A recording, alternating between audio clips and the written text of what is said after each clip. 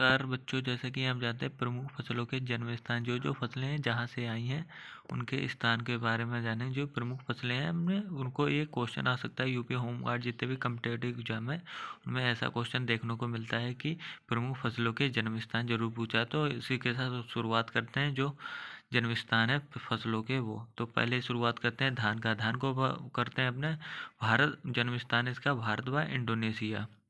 इसी के साथ दूसरा आ जाते हैं मक्का। मक्का अपना पड़ता है मक्का मध्य अमेरिका, इसका जन्म स्थान है। इसी का तीसरे पे आ जाते हैं गेहूँ। गेहूँ इसका जन्म स्थान है मध्य एशिया। इसी के साथ अगले बढ़ते हैं तम्बाकू। तम्बाकू को दक्षिण अमेरिका। इसी के साथ अगले बढ़ते हैं रबड़। रबड़ भी अपनी दक्षिण अमेरिका या ब्राज़ील, इसको ब्राज़ील में कह सकते हैं, लिख लेना है।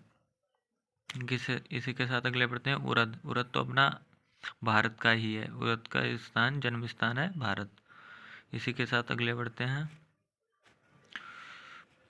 मसूर। मसूर के ही चीन से। इसी के साथ और अगले देख लेते हैं अमरूद। अमरूद अमेरिका का है अपना अमरूद।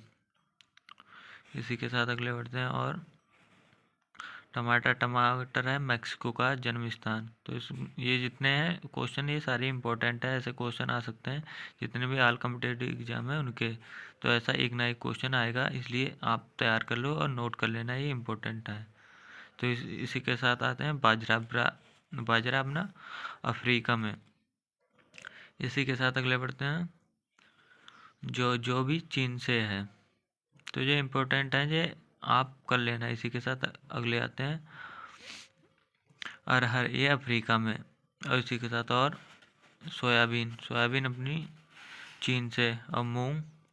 मूंग का जन्म स्थान है भारत। तो ये अपने भारत वाले तो नोट कर लिए, ये तो इम्पोर्टेंट है वेरी। इसी के साथ चाय है। चाय सबको पता है चीन से आई है।